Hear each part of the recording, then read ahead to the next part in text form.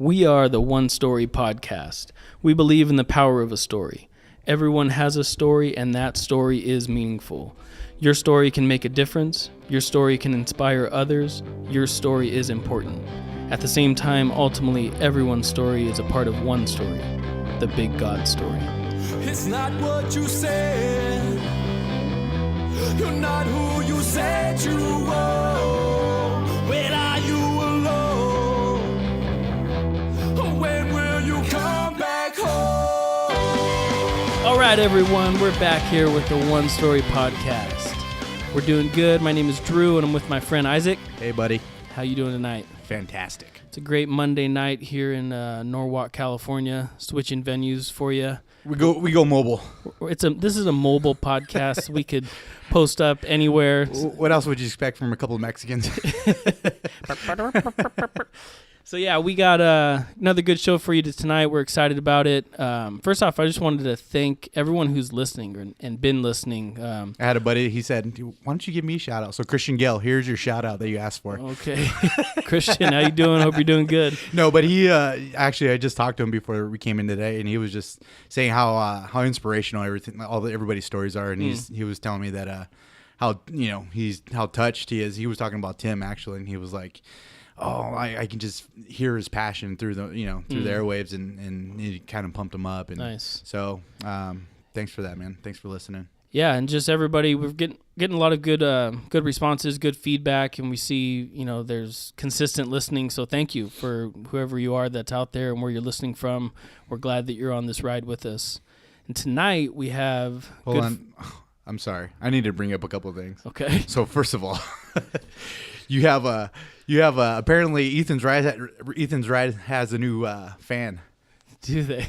My mom goes, you know that song you have it on your intro? And I was telling, I'm like, you know who that is, right? And she goes, who? I'm like, that's Drew and his band. She goes, really? I downloaded their album. So you guys got it. And she told me she listens to that song on loop. Or the Parasite. Really? She listens to it. She's like, is there any other Christian bands like that? I wouldn't call it a Christian band. But. So I told her, so I compared you guys to Jeremy Camp and Phil Wickham. Yeah. She's like, where can I'm like, just go on your Pandora, look up these bands, but it's So wait, how did she even know that it was Ethan's Ride? Well, I asked her, I'm like, how'd you even know how'd you find it? She goes, oh, it's on my Shazam. Is that what it is? Shazam or is it? Shazammed it? Yeah, who tells you who? So she says when she's on the treadmill or whatever, she put it on loop. And she said she pumps her up. That's awesome. So shout out to my mom, Anna Maria. Thanks for being a fan. So she bought your album, so you better hit up Robbie for some residual. Yeah, if you guys want to listen to Ethan's Ride, that's Ethan's with a Z. That's probably a behind the scenes that no one knew or you may or may not know that was a song from our band, from Drew's band. Yeah, that's my brother singing and Dustin on some backup. So Drew on the guitarra.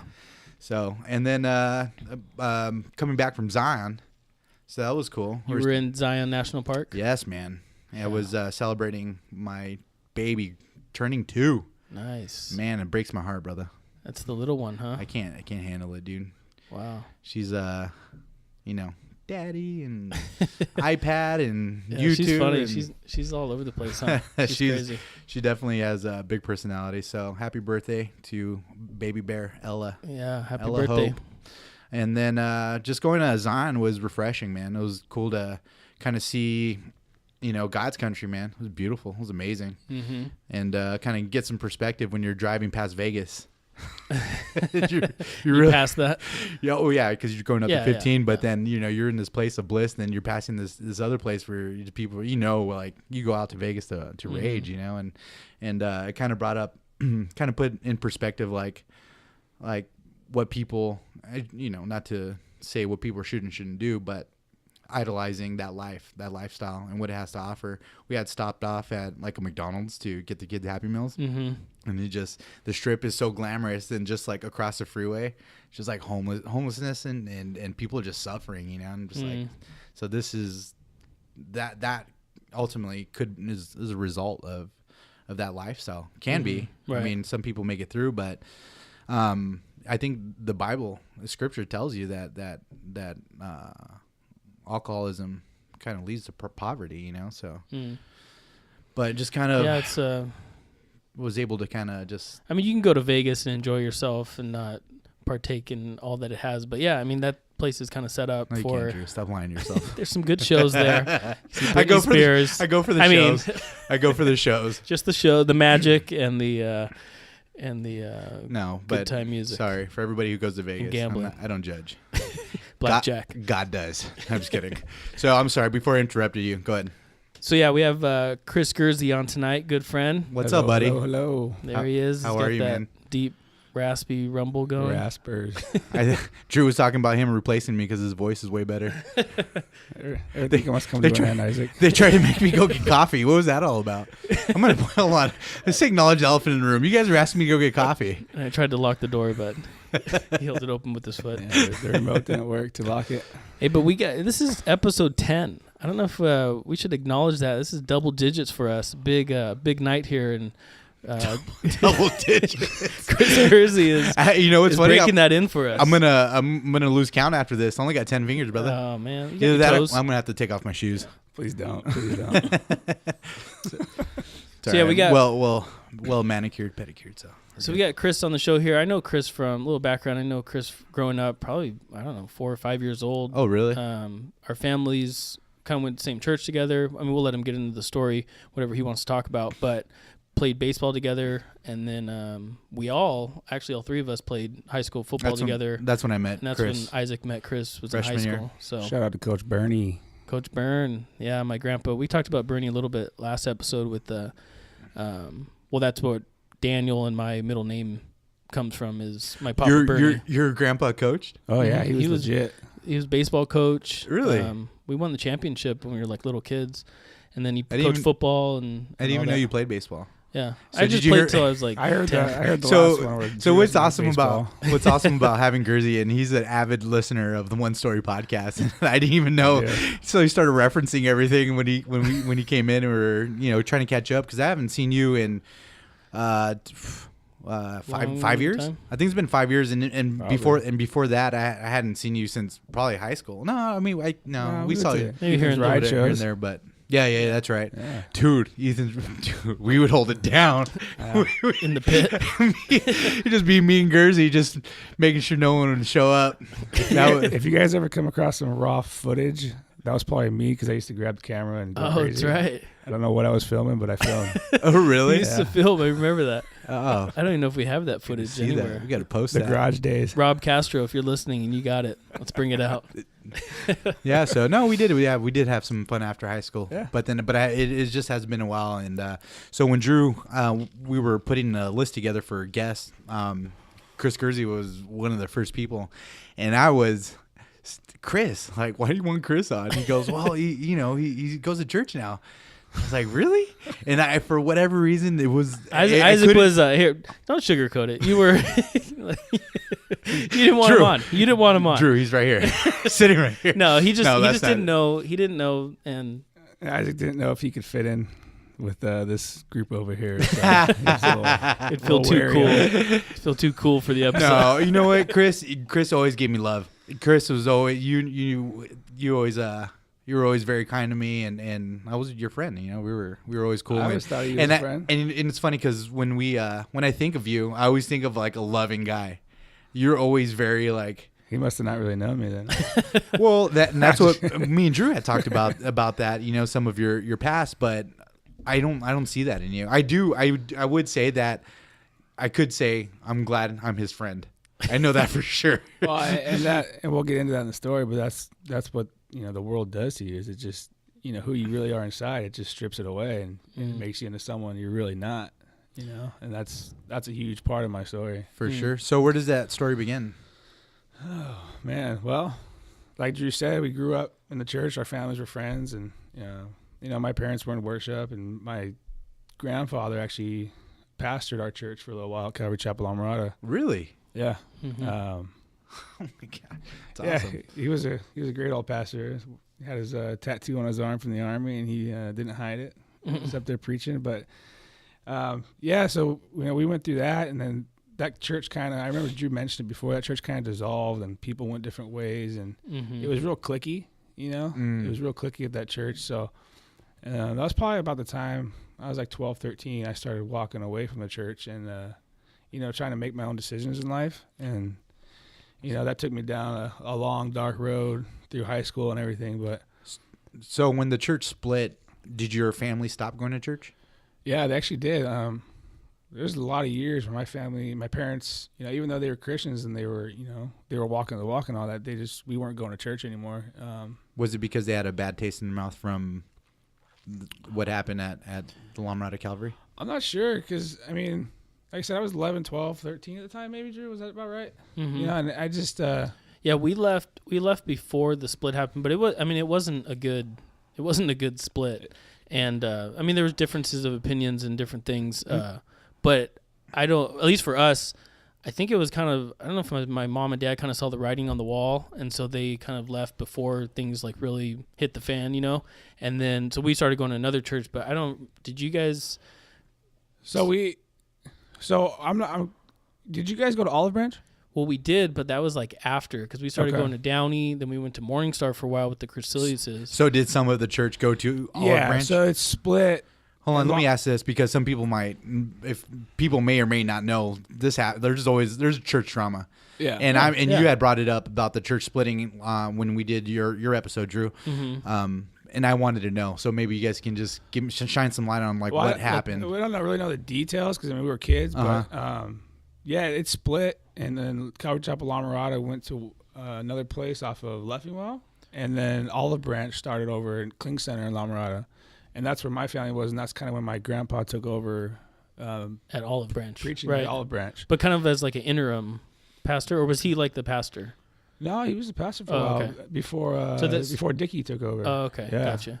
So the split happened. It was the differences of opinion between the lead pastor and the elders, and I don't know for sure, but I think it kind of had to do with kind of like the vision of the church and where it was going, and whether they were going to support a certain mission family or families that were missions, or if it was going to be geared more what the lead pastor was doing. And he was some the lead financial pastor. stuff. Then sounds like where funds were going, Yeah. but it was more so the vision of what the church was going. Yeah, that's huge. So there was elders and then the lead pastor, and then there was that disconnect, and so then it split, which is unfortunate because, I mean, stuff like that does happen and it's messy, but you got to think, you know, it's God's church, you know, and God's perfect, but it's run by people and we're not perfect, so we screwed up a lot. Exactly. So church split, your family left, stopped going, and then you stopped going as well. Yeah, and you know, and sounds like it's about the time where I met you. It was like freshman year, 8th grade, freshman year. Yeah, so this was kind of like in middle school, and then because I went to Christian school all through elementary school. Oh, really? And then in 7th grade, you know, hanging out with neighborhood kids, I told my parents, I said, I want to go to the public school. You know, kind of start segueing into meeting people before high school. Mm-hmm. Like why I thought about that, I don't know, but I did. So I went to 7th and 8th grade. I went to public school. And then from there went on to high school. So I kind of already had, you know, a friend base before I got there. So I wasn't just like the new guy coming into high school. What was the weird Christian school guy? Yeah, right, exactly. What was your faith before like while you're in middle school? And Well, I mean, we grew up Christian, but I mean, I got baptized when I was 12 over in Tim McCarthy's spa. Remember that? Oh, really? Yeah. And I mean, but it wasn't my choice, you know. It was like, you know, all the kids were doing it, and it was just like, you know, it was kind of like peer pressure, but through church. Like, hey, everyone else is doing it, so why don't you do it? You know, I didn't really know what I was accepting, what I was doing. See, because I was curious. I was going to ask you because I kind of grew up the same way that you did, and I was wondering like what your relationship with God was. Like, do you feel when you were younger, maybe like, you know, in elementary school, did you feel like you had a relationship with God, or did you feel like, or go ahead? Oh, I was just shaking my head because honestly, I didn't. Mm-hmm. You know, I mean, we went to church and my parents sang and we hung out and we played around the church and you know, we were there, but did I know who God was? No. Or have like a relationship with Jesus and that kind of thing? No, I mean, honestly, you know, looking back, I can say I didn't, you know, and going to Christian school, I still didn't, you know. It was just like, okay, here's just another, you know, coursework, you know, that's just on the Bible. It's just something else to learn, right? So did you believe like in the Bible? Because you were learning what stories from it, or like what it taught. Did you believe it, or was it? I mean, I kind of look at like my daughter, my 3-year-old. You know, she sings, you know, yes, Jesus loves me, and I'm like, okay, she's singing it, and she's like enthusiastic about it, but does she really know what she's singing about? Let's Probably sing it not. together right now, guys. So everybody, You know how it goes. But that's kind of how I felt. Okay. You know, all in those adolescence years is like I knew about it, and I knew there was some kind of higher power or whatever because You believed in God. Because my parents told me, and everyone else was, you know, about that life, but I didn't really, you know, accept it for myself. Like I didn't really make a conscious decision like, okay, yeah, Jesus is real, and you know, hoorah for Jesus, because I didn't really understand it at that age. but did you believe in God? I can't answer that because I don't know if I mean, it's one of those things where, you know, your parents tell you that grass is green, you believe it, right? So they tell you that God is real. So, okay, God is real because my parents told me so. But did I really understand who he was and what he did for us? You know, For sure. Right. For sure. So that's how I looked at it. Yeah. But yeah, then, you know, get into high school, and I know you guys have talked about it before, just that, you know, that need to fit in. I know, especially Isaac, this guy. Easy. Chris. No, but you know, that was the same for me, you know. You know, I hung out with Drew and Isaac, and you know, but there was this other group of friends who. Hold on, I got. Yeah, go ahead. Me and Chris Gurzi were in a crew together in freshman year. 120 crew. 120. Was that what it was? Yeah, that was a joke. Dude, That was a joke. I just remembered right now. I freaking just remembered right now. That is hilarious. That you guys started, or someone else did? Some guy had a car, and so we were like, "Oh, this guy's cool." And Dude, it was a senior hanging out with freshmen, so naturally loser. And yeah, for some reason it was me. It was like 5 of us. I don't even remember. You don't have to name names. Oh my gosh, dude, I'm so embarrassed. Change to protect the innocent. So embarrassed right That's now. funny. I just remember. And Chris just popped right in my head. Chris reminded me of something else that I forgot about me wearing sweater vests. Oh, yeah. The Briand I sweater forgot vest. about that. Apparently you did it. Is that when you started off like freshman year, like FUBU'd out? Yes. And We talked about and that. all that Yeah, style, and then yeah. you changed. I used to have my favorite outfit was like a pair of like plaid shorts with the red sweater vest, and I'd wear it even if it was like 100 degrees outside. And those of you who don't know, that's when Isaac told me about his Shumash history. Oh, Yeah? The Indian that's blood. when he said it's part of his culture. So I don't believe it. I wear this because I guess it's the truth. And then I told him, I said, "Here, why don't you listen to some punk rock for a change here?" that's what happened, man. And then all of a sudden he became Mexican, so I don't know what happened. Drew goes, "Why don't you come into the dark side?" No, I was already in the world. But Yeah, you know, just getting, you know, in high school and, you know, partying. And it was funny because my parents always had a strict curfew on me, midnight, right? And I was just like, midnight, well, you know, okay. And I was always late, you know, and I would always be in trouble. And it was just like, you know, that was just kind of what started it. It was just, you know, that need to, you know, fit in. Like if I had to say I had to go home at midnight, you know, people would go, oh, let's go at midnight. So that was kind of like, you know, the start of my defiant behavior towards my parents. But really, you know, I have an older sister and an older brother, and we're all very different. Went to different high schools. My sister was homeschooled. My brother went to Fullerton High, and I was the only one who finished at La Mirada High. But my sister, you know, she went through some troubled times in her teenage years. So my parents really put a lot of focus and effort into trying to help her.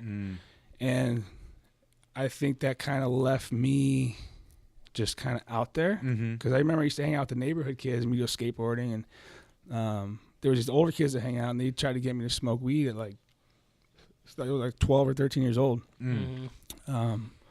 Which I didn't, you know, initially. But still just being around those people and like getting those temptations when you're that young and just kind of progress. Like, okay, so I'm introduced to this stuff at 12 years old, even though I didn't try it. You know what I mean? I still knew about it and saw them doing it. So yeah, I mean, what'd you feel when you were introduced to it? Even though you didn't partake in it, what kind of feeling did you give you?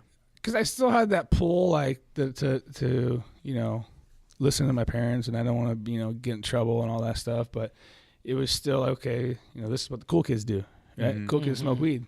You know, especially growing up in the '90s. You know, that was just the cool thing to do. For sure.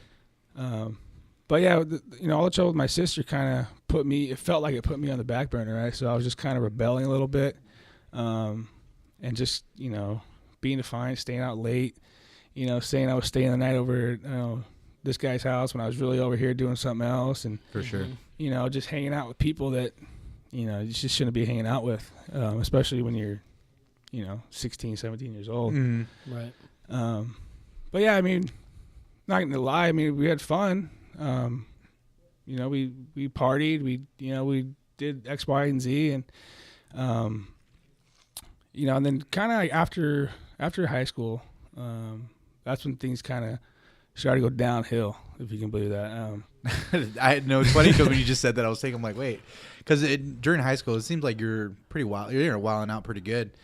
I was, but it was almost like a front, like I wasn't a big drinker. I mean, I used to go to parties with Dr. Pepper. Really? You know what I mean? Yeah. I wasn't the guy walking up with 6 packs or funny. bottles of whiskey or something. I would have thought different. And I would drink, maybe but I wasn't that guy getting. Maybe sloshed. it was just your group that you were hanging out with. Yeah, they were crazy. That kind of made you think that you're Yeah. part of that same thing or doing the same thing. Yeah. And But then also, like, not just like after high school, things get a lot more serious because the stakes are higher because we're not kids anymore. And exactly. Yeah. Exactly. And I always it's funny because I always equated myself to chameleon, right? Like I could always change who I was depending on who I was hanging out with. So like if I'm hanging out with church people, I can put on that mask. Mm-hmm. If I go hang out with people that are doing things that you shouldn't be doing, I can act and kind of change my demeanor to fit in. Mm-hmm. Because there was always groups in high school, remember? Always different groups right out of high school, and I would always bounce around from each group, and do things with different people because it was just who did I want to be that week, It was kind of weird. I don't want to say it was a split personality. No. But it was just, I'm hanging out with this crew, so this is who I am with this people, It's almost like you read from a script. Okay, this is who I am with this. Yeah. And I could see that because I was kind of like that a little bit as far as when you were saying, like with the church side of it, because you could put on that front there and then, I could hang, like, because I did well in school, so I was smart, and so I'd be in like smart classes, and I got along with like. He used to always get the scholar athlete. I did. Remember he went on that trip? The boys' state thing.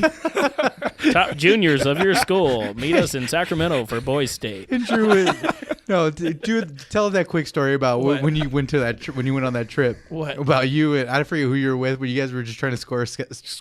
We ended up scoring some weed on like a high school Ivy League school trip. Yeah. You're trying to end up getting that, and that was what I did. No.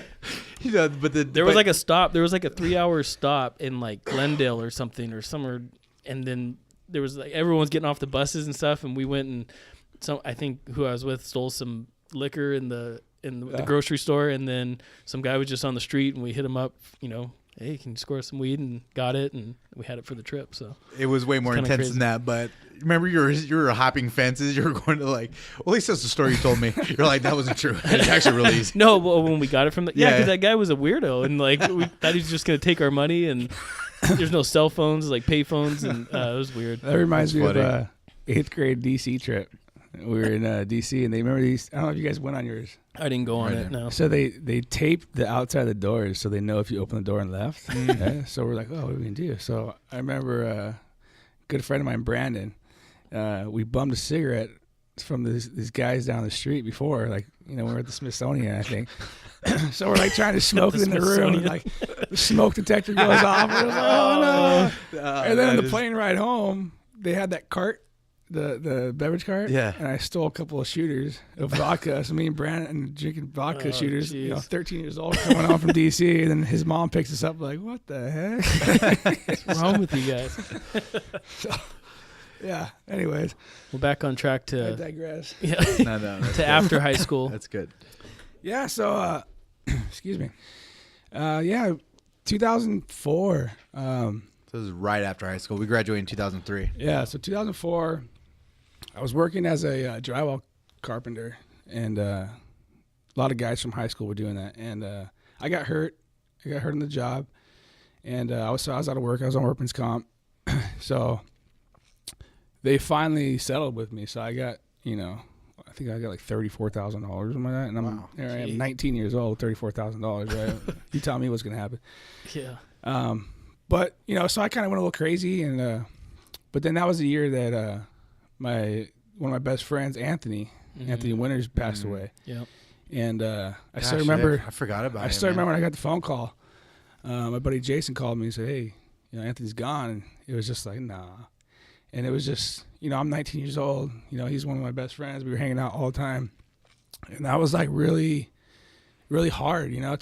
And I remember I never cried at the funeral. I never cried for the longest time, and then like it was probably a month or two after, just like sitting somewhere by myself late at night, and I just started bawling. And like finally decided to process it, you know.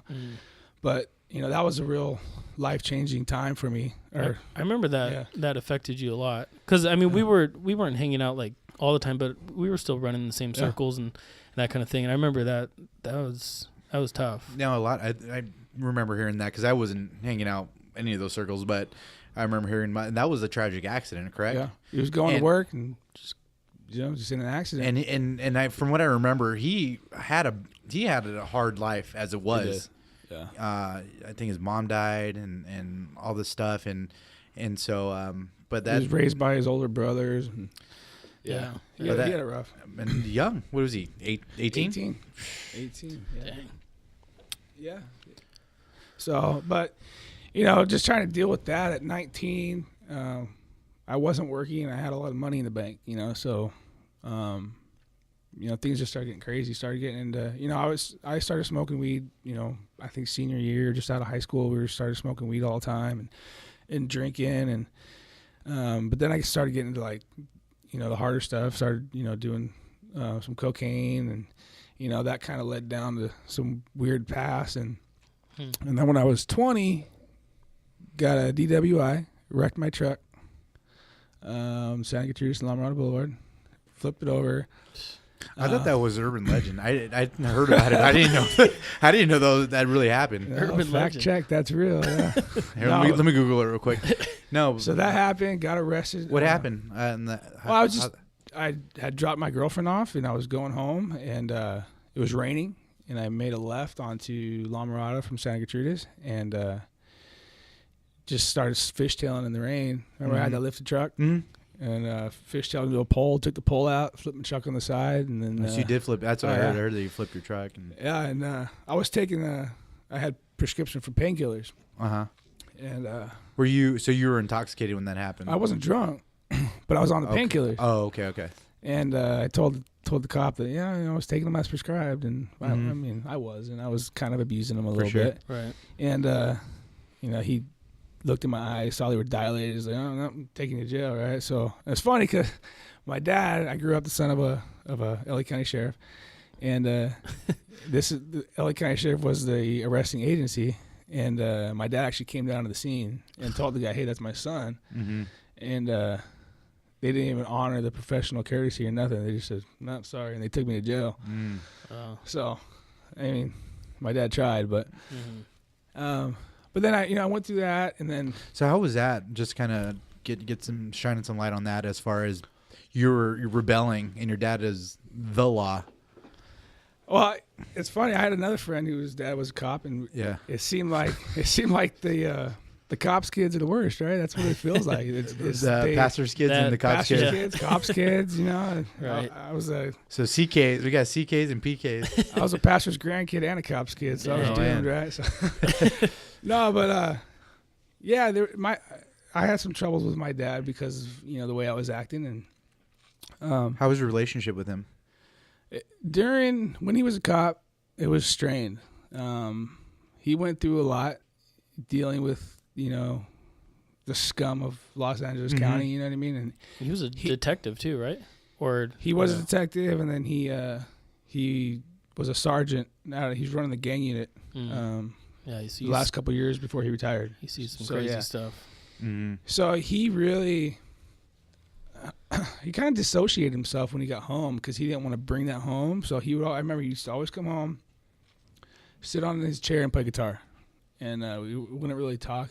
He was still involved. He would come to all my football games. You he was real supportive in that. He just didn't really talk. I couldn't like go home and say, hey, Dad, what do you think about this? It wasn't that kind of relationship, but he was still involved. He was there. He, he was present. But we didn't really have that verbal relationship, where you can just kind of rely on your dad to talk. Did you want to talk to him? Like, would you have been, if he was open, would you have been comfortable talking to him about some of the things you were going through at that time? Yeah, I mean, I probably would have tried. I would have liked to try. I was always a mama's boy. I used to always go to my mom, and then aren't we all? When I started getting, you're nobody's boy, Drew. Drew's marching to the beat of his own drum. That's for sure. No, but when I started like getting involved in stuff, and I remember I used to manipulate my mom because she was so loving and caring and forgiving that I would manipulate that and take advantage of it. Well, you were the baby of the family, so not only that, and then there's that relationship. I think, and to a fault too, because I think my mom overlooked a lot of things that I was doing just because. Oh, not my Isaac, Meanwhile, you're like, yeah, not for sure, not me. You're all like stoned, like, So, okay. But so it's just kind of going through everything, and then there was a couple more arrests in my life, believe it or not. 2006, got arrested for possession of paraphernalia. It was in my car when I was still on probation from the DUI. So when I got pulled over, they asked to search my car, and I had to say yes because I'm on probation, and they found the paraphernalia. A couple months later, got arrested again for possession. So everything was just like compiling. Right? I was just like, oh man. But luckily my dad hired a good attorney, and they saw those two cases together. Right. So, I got into a drug deferment. So I had to go into court-ordered rehab. So went to that out in Glendale, and met some interesting people out there. But I think I kind of took heed to, what was going on in the situation. My dad, I was in the rehab for 30 days, and my dad actually got me an apartment out in Pasadena. So I was living in Pasadena by myself for a year. Because my dad really? Yeah. I didn't know that. Yeah.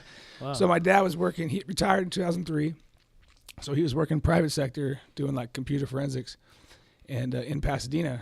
So he got me an apartment out there because it was away from, all the people I was hanging out with, the bad influences, right? So that was kind of like the split in my life. So this was like summer 2007 is when I really kind of, left all that lifestyle behind, if you will. Left La Mirada. I did, and I had to. I had to get out. If I would have stayed and kept hanging out with those people, no fault to them. They were just doing them at the time. Yeah. But my mentality took me into a little deeper and darker. So I was out there, and then, things just kind of progressed, and I got my job in the oil refinery is what I do now. And it's funny because 2012, so I've been doing this for 4 years. And I met my wife at one of the refineries. She was working there doing like some data input stuff. And we were both dating other people, so we were kind of just talking. And, eventually we just kind of broke those other ones off, and we got together. And things moved quick. We got engaged, moved to Hawaii for 2 years. And then we got married. But when we were in Hawaii is when things kind of changed, right? That's where my wife, she'd grown up in the church as well, but she'd gotten away from it too. But when we went to Hawaii, she just kind of got us plugged into Inspire Church there in Waikele. Shout out to Inspire and Pastor Mike Kai. Yeah, Waikele, how is it? Waikele. Okay. But yeah, we got involved there, and shoots, brother. Hey, how's it? How did that come about? Like, did she initiate it, or? Yeah, I mean, so she was going to Cottonwood Church here prior, and I had tagged along a few times, but I never really went. And so one of the pastors, Pastor Paul DeJong, I don't know if you guys know who that is. This is from at Cottonwood. He's from New Zealand, I think. But this is at Cottonwood? At Cottonwood. Okay. And then so my wife went and talked to him and said, hey, we're moving to Hawaii. You recommend any churches? And I don't like big churches, but Cottonwood does it right, though.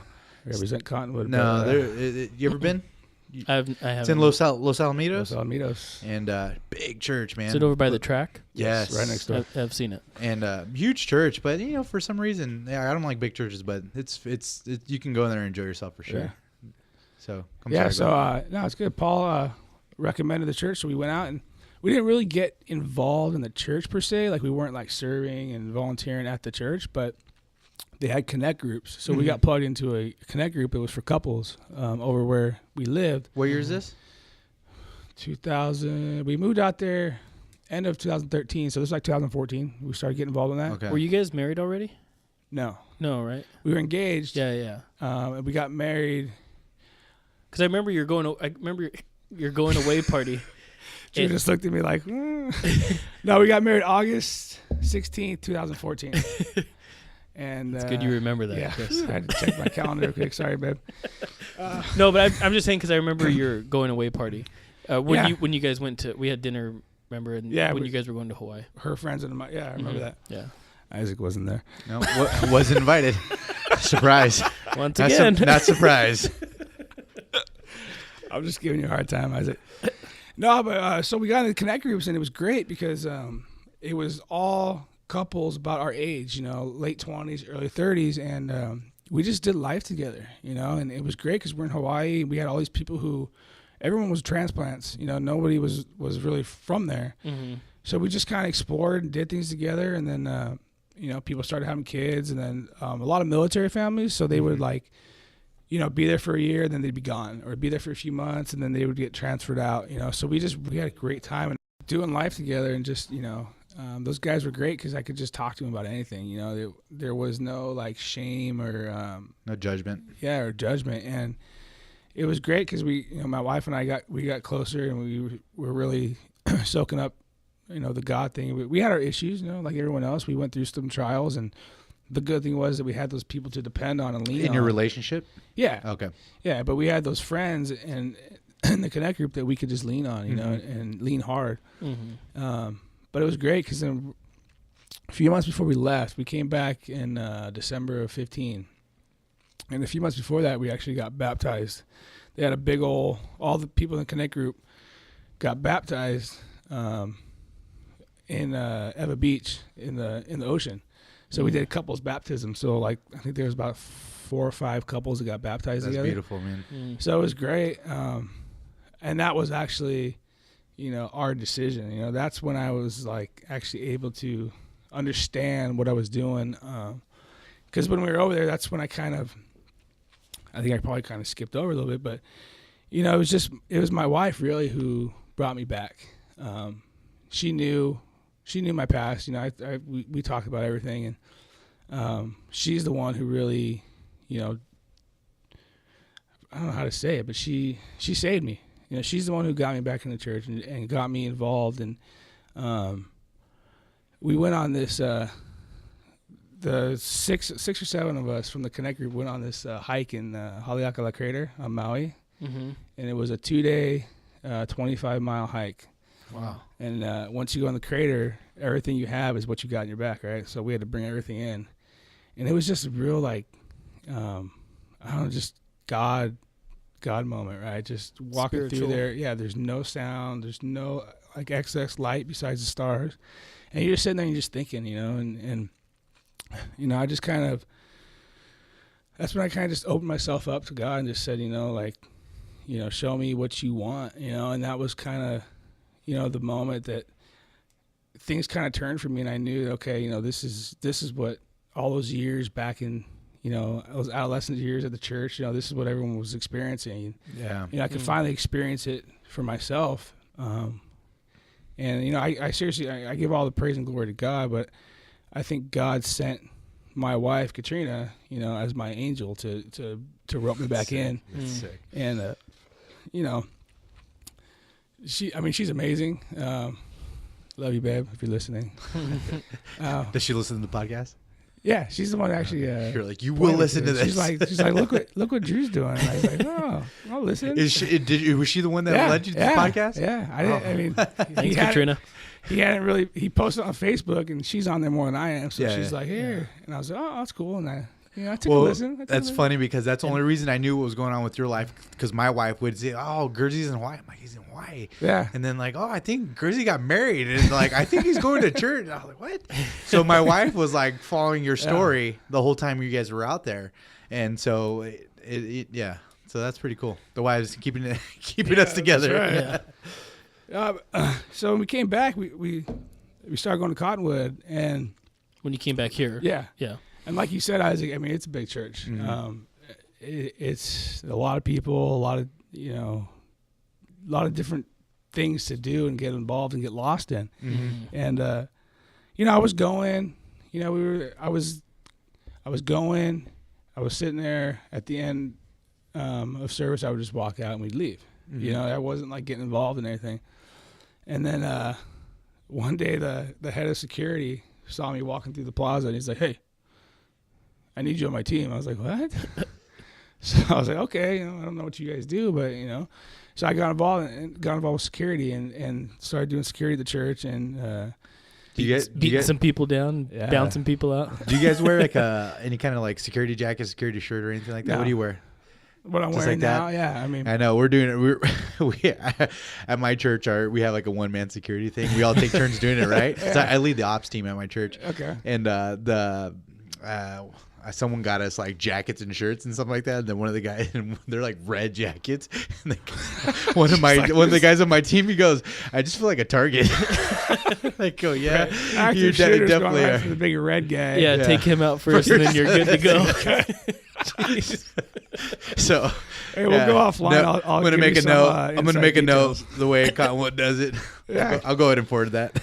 No, but it's great. I mean, and I got put on this detail that really focuses on the pastors, like the pastoral staff.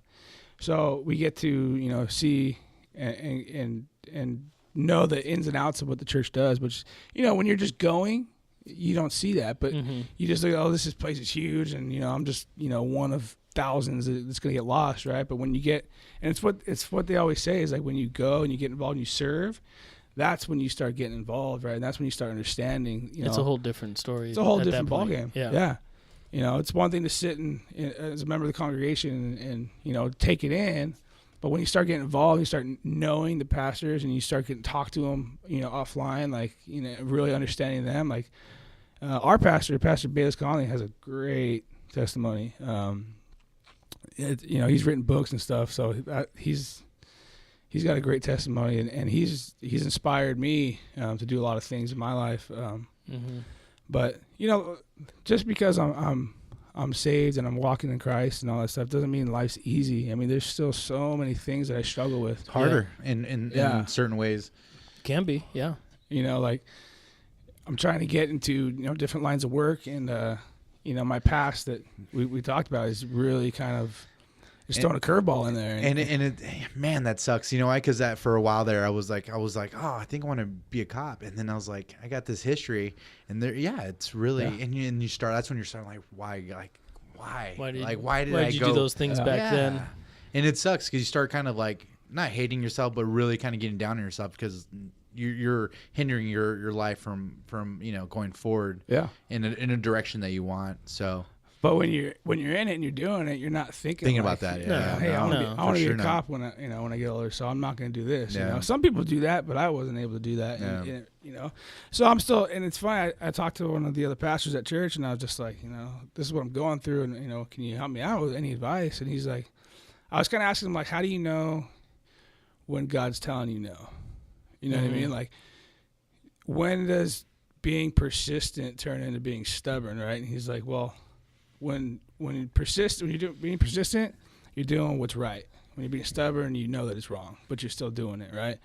So that's kind of where I'm at, where all these doors keep getting closed in my face, but I still want to do it. So I kind of like need to get to that point where it's like, okay, God, what is your will? Not my will. What is your will? And so I've been kind of struggling with that because, and I feel the passion and pull of my life towards that kind of work. Yeah. But God keeps closing the door. So at what point do I say, you know what? Okay, what else do you want for me, God? And that's the perfect question for God, though, is because then He'll show you. When you ask and you really mean it, That's when he'll show you for sure. But at the same time, it can be real difficult because you might hear silence. Like God doesn't always speak out right away or and that kind of thing. And, he might be shaping and molding you in the season of you figuring that out of, is this really just me wanting to do this, or is this something that it's just like I'm facing adversity and I have to go through it, or is it, God's kind of closing this door and I need to see the other path that he has for me. And that's easier said than done, Yeah, absolutely. And, I think right now God's telling me to just wait, because my wife sacrificed a lot when, we went to Hawaii. I know, sacrifice to go to Hawaii, right? But, she put her nursing school on hold for me. And so when we came back, I was in the process of this one department, and it was like I needed one more yes to get in. And a couple of weeks before that answer came out for me, God told her yes for nursing school. So she started nursing school. So she would have been in nursing school, and I would have been going through an academy at the same time. So I think God's like, what? For sure. You need to wait. It's your wife's turn. Support her. And, that's hard for me because, I've always been selfish. I ain't gonna lie about it. I have, but I think it's God building my character to, take the responsibility on and let her experience what she needs in her life. So that's one of the realizations that I've been going through and kind of. That's good. My wife was just telling me how she's fulfilling everybody else's needs and no one's fulfilling her needs. I'm like, well, what do you need? And she's like, how do you not know? I'm like, I don't know. Tell me and I'll try. Isaac. So, well, but that's good. It's some wisdom that you're talking right there, and signs of maturity definitely to take that point of view, because it's easy to be selfish, because we all that's at the root. We all want to be. I'm sorry. One of the things that God really calls for us is patience. I think that's a big thing for us as like God, like you pray on something or whatever, and he's like, okay, but like, yeah, there's there's a lot in the Bible you hear sit and wait. Yes. Wait on the Lord, sit and wait, wait till you hear my voice or that kind of thing, And there is, there is action in the physical, but a lot of times it's being patient and just being faithful in that. Yeah. And it's hard for us as, our flesh is just like, no, like I need it now. I want it now, or show me now so I can move forward in a different direction, and yeah. Yeah. And God doesn't always answer our prayers. Like you said, sometimes you hear silence. And it's funny, when you said that, I just was reminded, back when I was going through all that stuff after high school and doing some drugs and hanging out with people I shouldn't be hanging out with. I remember one time I was got home late, and I just for some reason didn't want to go into the house. I just started walking up the street, and you go up a hill and then down a hill, and at the bottom of the hill there's this church. I don't know, I think it was like a Methodist church or something like that, right? But it was Sunday morning. So I'm like, So I'm walking down there, and I just, something said go. So I went, and I sat in the front row, and I'm disheveled, you know what I mean? I had been partying, and I wanted somebody to come talk to me, but nobody did. And I remember after service, I kind of lingered a little bit, and I was getting the looks like, who is this guy? And not like, should we go talk to him and help him see if something's wrong? It was kind of just like, who is it? What is this guy doing here? So I just left, and I was just kind of like, that was like me crying out, and nobody responded. So that kind of pushed me out a little bit further. But I remember you guys saying one time, a few episodes ago, about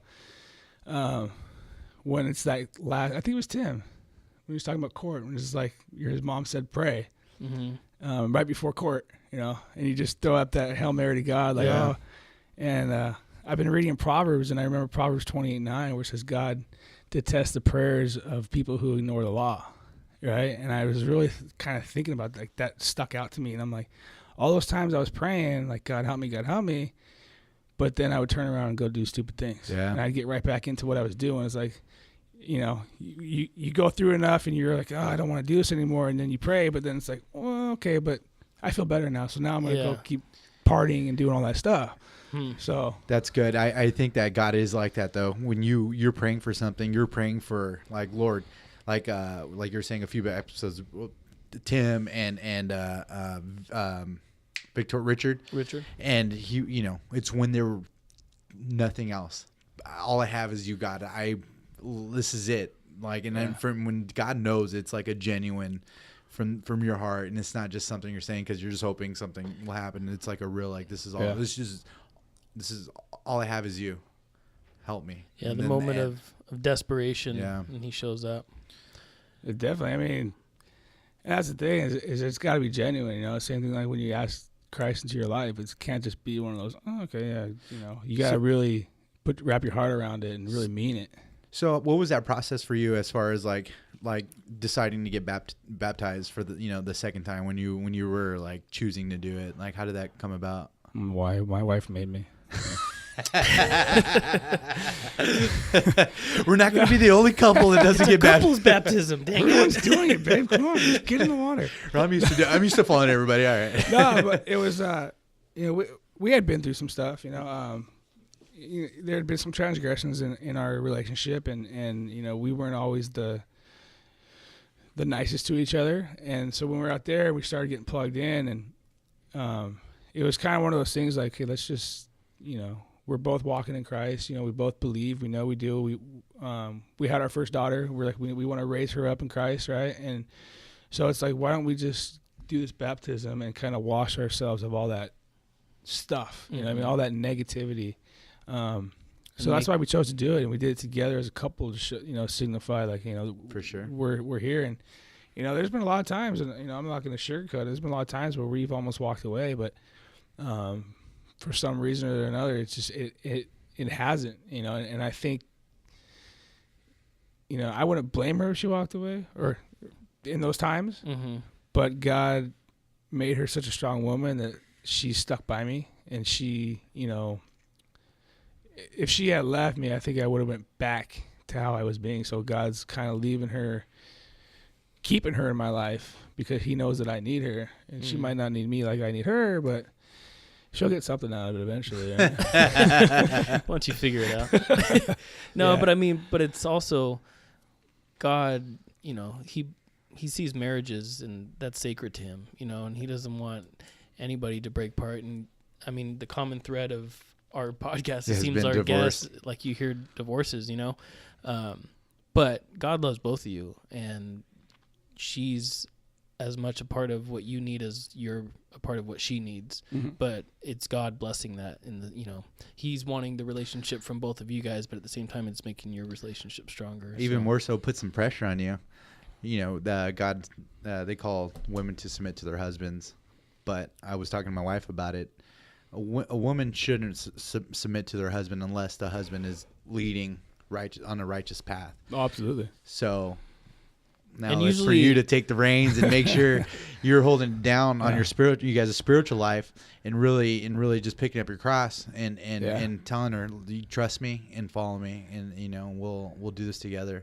And it's funny because she actually had told me that in the past. Like, you're supposed to be the spiritual leader of our house. I'm just like, well, you're doing it. So why? And that was my mentality. You're doing such a good job. Come on, I'll be your cheerleader. But no, and it's true. And I think that's the same thing. Like, with me kind of shouldering everything now that she's in nursing school and taking all the responsibility, and I'm doing it gratefully.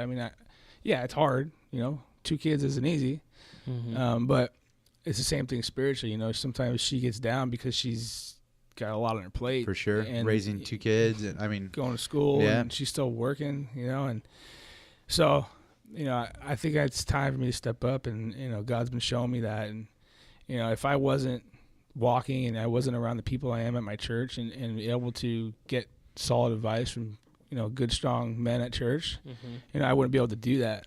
God places you where he knows you need to be. Community is huge.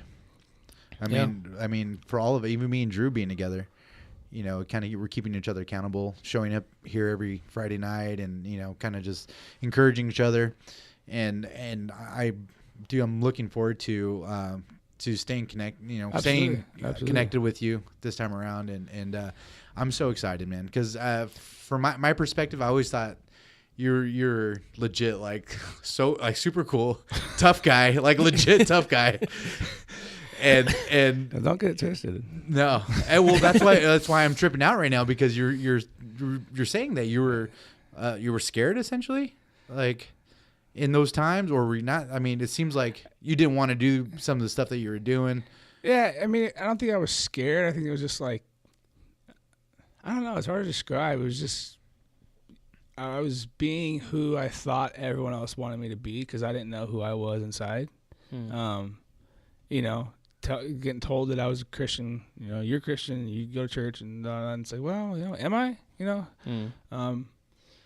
So, yeah, it was just kind of just being in the moment, you know what I mean? That's how I kind of lived my life, just in the moment. Like, no thought of what had happened or no thought of what I wanted to do in life, obviously. And just whatever happened. It was just kind of like, you know, we used to always say, it is what it is, right? You know, we do this, or we do this. And, you know, I hung out with people that I don't regret. That's my one thing. I don't regret things, you know, because I learned valuable lessons from everything that I went through. Would I have liked to have done things a little different? Absolutely. You know, would things be a little bit easier now? Yeah, absolutely. Yeah, right. That's how I think.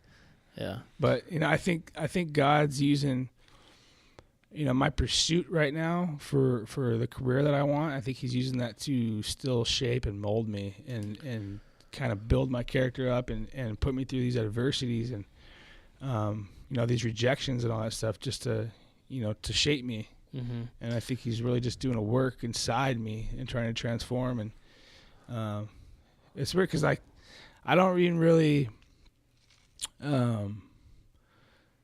like talk about it. Like, even with my wife, like, you know, it's like this shell, right? And things are going on inside in my heart and my mind and everything, but I don't really talk about it with anybody. But changes are going on inside, and I think that's kind of back to what you were talking about, that you were just, you know, not scared, but you're just that person inside, but everyone sees something else. You know what I mean? And I think that's still how I am, and I think God's just trying to do that work to break that shell so I can be vulnerable with other people and not be scared to be vulnerable. You know, I was thinking about too, like, think about this, you know, God calls us Jesus tells us the two greatest commandments. I think we've talked about this, you know, love the Lord your God with all your heart and soul and mind, and love others, you know, love your neighbor. And I think I think about this, and I'm kind of thinking about it with you. Like, think about the things you've done in your life and, you know, the lows that you've been in, but yet God forgives you, you know, and he loves you. Jesus died on the cross for you and forgave you. So I always feel like I can forgive anybody, or I can look at other people and not really judge them because of, well, yeah, I was pretty bad, you know, growing up or whatever. And so you can have that heart for people. And I think, but it takes that vulnerability of being able to open up and share yourself, like, and what you're doing right now on this show, and, you know, people hearing it, like, that's a big deal. That's a big step. That's a big part of what you just said, what you're trying to do, you know. You're sharing with everybody your vulnerabilities, and that's awesome. You're softening your heart, yourself. You're making yourself available, not only to us but to God. You're saying, God, I'm testifying what you did in my life, and thank you for it. And I'm gonna do what you called us to do, which is to go out and make, you know, be a fisherman of men, and to go and. It's funny when the show first started, and I forgot if Drew texted me. I think I texted Drew like, "Hey, the show's great, like this and that." And he's like, "All right." And I guess I had a feeling like he's gonna ask me to be on it. Sure enough, the text came in. "Hey, how would you like to be on the show?" I'm like, "Oh, no." Well, because I don't want to. Didn't I? I think I was already thinking, like, I want to have Gurzi on, and then. Did you know he was already he was already a Christian at that time? Okay. We stayed in touch. Like, we wouldn't talk all the time, but we stayed in touch. But we'd text or talk every few months or so. You know, just kind of like, hey, how things going? You know. Yeah, and I kind of knew that you were starting to go down that path, and I was too. After, you know, I met Abby, and kind of the same thing. Like, I kind of felt, you know, Abby was my saving grace. You know, that God sent her. And then you moved away for 2 years. And then we moved away, and we got into connect groups. For ours was. Older senior couples. I swear, you were saying that and you're like, oh, they're all our same age, and for us it was like on the other side of the spectrum. But we heard, you know, got a lot of good wisdom from them and that kind of thing. But where was I going with this? I was talking about something. how we. Oh, and then so then we started this, and I think I just texted you like, "Hey, check out this podcast." And yeah, that's you what said, and you said, "Oh yeah, I've already heard it. I've already listened to him." And dope. then I texted him after like, "Hey, we're gonna get you on?" And I was like, okay, and then like I was telling my wife, I'm like, "Babe, I don't want to do this," like because I mean, honestly, this isn't. That's me. why he canceled on Friday night. Yeah, I had cold feet. But no, like this isn't me. Like I'm not one to just come out and just tell my story and talk about the troubles and everything that my family and just be vulnerable. But and even coming here today, like Drew was saying, he gets a little nervous before the show starts, and I was nervous, but I told Isaac I wasn't. Yeah, you did. I was, and it was funny because I was like, "How's he?" I was like, "Man," I was like, "Whoa, we're super nervous that's every that time." chameleon, bro. That's what I'm saying about. But no, I mean, it's great. I mean, I feel comfortable now, and we're just talking, and it's great. I love the show. I'm so excited to see you, man. I missed you a ton, dude. Like, and just to know that you have a new life, that you're saved by God's grace, and you're kind of in a brotherhood that we all have in Jesus, and just sitting here hearing you talk and hearing a part of you that I didn't know. Again, like I saw this one part of you, and I thought you were cool, like I was like, oh, Gurzi's so good. I wish I had. Do you still think I'm cool? I think you're legit, dude. I think you're way cooler. But I'm just so excited because it sounds like God's still working in your heart, and you're still connecting, and I'm just so excited for you and your family, and I just want to congratulate you for your marriage and your 2 kids, and dude. It's like they say, I'm still an infant in Christ because when you accept God, it's not the finish line, man. You just start. Oh no, right? For sure. So, until the end, man. Yeah. And that's how I feel too. But we grew up in the church. Like I feel like I have this whole background of knowing the Bible and like believing then, and then now it's like a new thing. I'm still I'm still a little kid. My kids are in a preschool daycare. It's through like this Catholic Christian place. And they do those little drawings, right? Mm-hmm. It's just like you see that. Like, I remember doing that as a kid. Like just like scribbles all over the page, or like you glue things in like total wrong ways. And I'm just like, oh, I remember doing that. Yeah. But I hope to keep my kids growing in Christ and kind of talking to them, and they go to church. They know everybody at Real Kids. They kind of.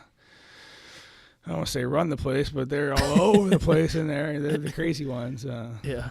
But yeah, I mean, I just, I again, if you're ever in Hawaii, great church, Inspire Church with Pastor Mike Kai, nice. And also in Orange County, Cottonwood Church. If you're ever looking for a home church or just to come visit, come pop in or check us out on live stream. Right on, man. Well, thanks again for being on. And like Isaac said, I mean, I was super excited to have you on just because, our history, but then just to hear where you've come, a little bit more in the detail of it, like that was really cool. So thanks, man. Thank you guys. So with that, we'll close this thing out. I don't know if it was last episode or the episode before we plugged. Are you going to critique me again? No. That'll probably be the next one after I listen to this one. No. How dare you? I know. I was talking over everybody too. I just had so many questions. I just was so, again, just kind of going back to how excited I was when I just saw you walking through the door, and just to know, I don't know, just still this feeling. I'm just like pumped up, excited, like, dude, I'm gonna be hoping you had a sweater vest on though. That would have just wrapped it all up. I'm gonna be honest with you. Bow. You said that and I just kept it in my backpack. No, but I got much love for you, brother. Even my wife was saying, oh, Gurzi was always so nice, I don't even know if she knows your name is Chris, but it's Gurzi. Just Gurzi. But I know Wayne. I go way back. What are you talking about? No, but she always said that, and she always has a pretty good intuition about people, and she always said that you're always really nice, and she always really liked you, and I always said the same, like, he's a sweetheart, I mean, can get scary at times, but like I said, I'm glad I'm on the other side of the boat. No, but no, man, I love you too, Wayne. I thank you. I'm so excited. Just about your new life and everything that's happening with you. And I want to keep in touch and do this walk with you, man. I'm here for you.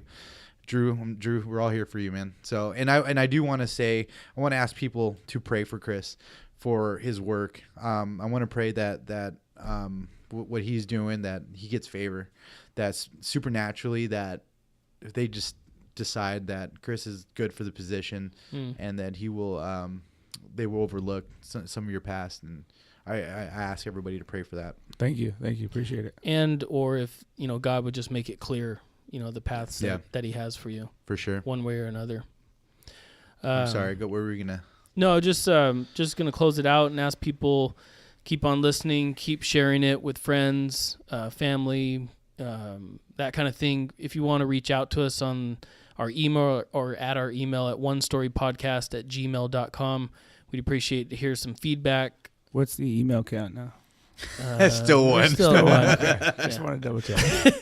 We get an email every once in a while when it says that we've posted a new episode, but that's about it. We don't even get junk mail. That's how bad it is. I'd actually, I prefer it that way. But reach out to us. We want to hear your story, and it doesn't have to be like this was another testimony of Chris's life, but also testimonies of a season in your life, a struggle that you've gone through, or a battle that you were facing, and how God gave you strength, or you overcame through God.